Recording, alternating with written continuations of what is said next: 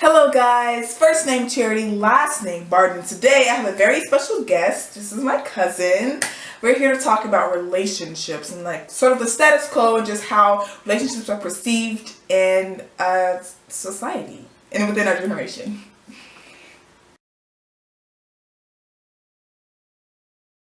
And first, we're going to talk about our standards and the standards within relationships for boys and standards for girls as well. Okay, so just before we start and get into all that, we have to realize that everyone has their own standards and they're all different. They're based on each individual. So my standards may be different from hers or yours or whoever. Exactly. And so one of the things that helps with standards, I feel like, and I think we both feel like, is to have non-negotiables. Yeah. For sure. Characteristics that you will not compromise and things that you look for in a partner that are extremely important to you. Exactly.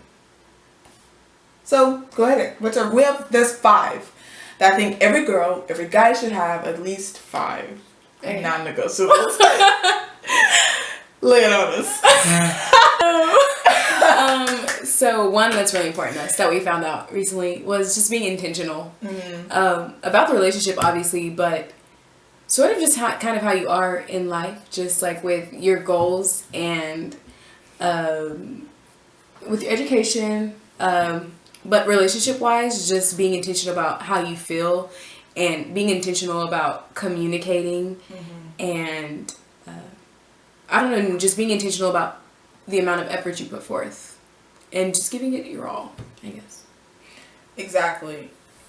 And I guess, for example, is that if we're all college students, we're both college students, and so like most of the guys are intentional with sports, are intentional with Greek life, and so they make sure they go to the meetings, they make sure that they, promote their events and, wear the paraphernalia. So, they're just intentional with all kind of things, and I think effort. Cars, video games.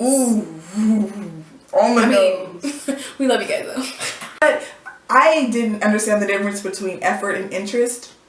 And so we talked about that a lot, and I thought they were one and the same, but they're not. And so interest, some guys or girls, may not want to show an interest into the other opposite sex if you're not sure if they like you back or if it's worth your time and if it's just gonna like dissolve within a week or so. But you can still put effort, and then you not feel like you lose anything if it dissolves in the week. Because if that's just how you are, if you're just an intentional person, then effort automatically is what's going to come out. And that's so attractive. It's so attractive. Like, hey, oh my gosh, I'm just like, hey, let's do this. Let's study here. Or, hey, let's grab some ice cream. Or let's, go on this date. Or let's just do this. It's just effort. And just be on time. Like, make sure you wear the clothing that you're supposed to wear that's appropriate for that date or that outing or whatever.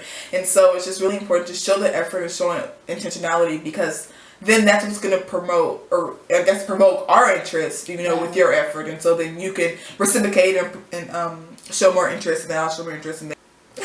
Okay, I guess another standard or non-negotiable for your standard is being motivated by things other than like money, I guess. Like just being motivated about something that you're passionate about, and being motivated to like go after things that interest you, like your hobbies and stuff like that. So, and I think that's the second on my list, is having a hobby, which goes right along with being motivated. Yeah. Because if you have a hobby, then you're putting time and effort into that. You're being motivated. That's what gets you up in the day. Or what are you looking for when it's the weekend on early Saturday morning? What are you doing? Are you working out? Or that's perfectly fine, because like we like to work out too. But are you also like, hey, I get the workout in because I know that I want to later take pictures or go visit this place or go to the museum or read. So having hobbies is just really interesting. And also because like in that talking stage, I guess we'll get to a little later, it's nice to know that there's more about you than what I see on the surface. Then spend 2 hours, I'm like, wow, like each time, like I just know more and more and more and more, find out more and more about you. It's really great. Okay, so and with that is the third one for me. It's just being like intellectual, or I guess sort of attracting my mind.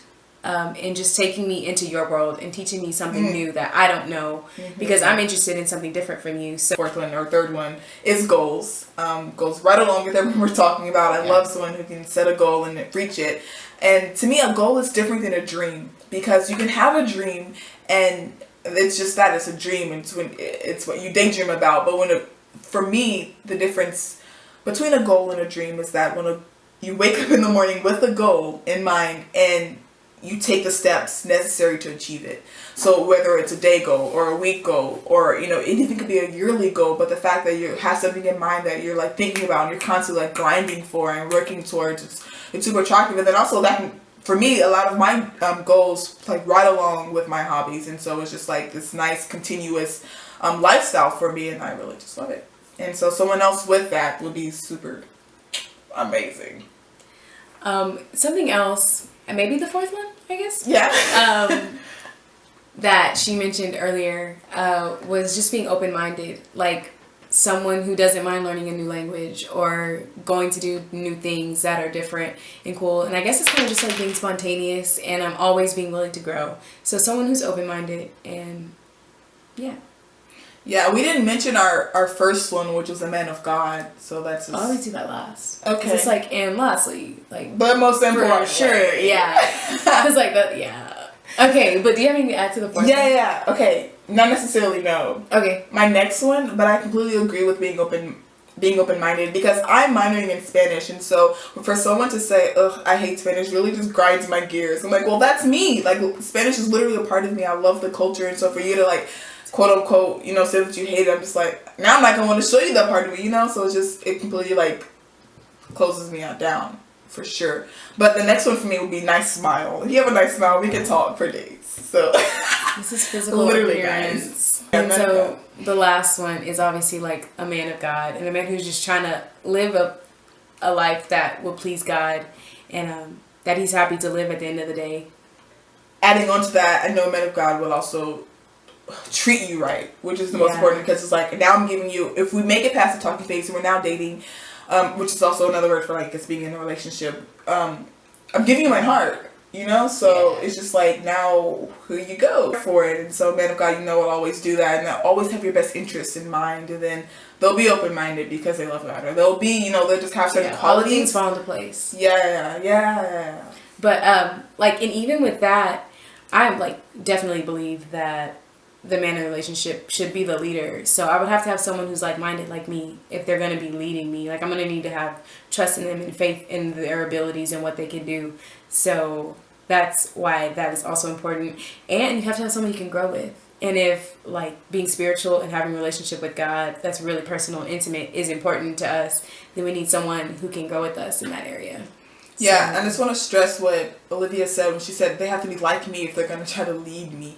Because you can't be in a relationship and I guess be that vulnerable with someone who's so completely different from you, because you feed off each other. Like I said, like I was hanging out with someone who's in country music and now I love it. So you definitely, and that was just a friendship. And so imagine when I'm spending all this time with this guy and we're just like spending, very intimate moments together. And so if we're not the same, then I can be, derailed. And so it's really important to find someone, with the non-negotiables, but most importantly, who is a man of God. Just for that factor, you want someone who can lead you. And no, we're not stepping back into the 60s. It's just, we're not doing that. I don't want people to think that, because we're not. It's just important. It's just how, again, standards can be different for everyone. Yeah. And that's ours. Like, because you may not want someone who's spiritual, and that's your choice. Like, that's your life. But that's just important to us.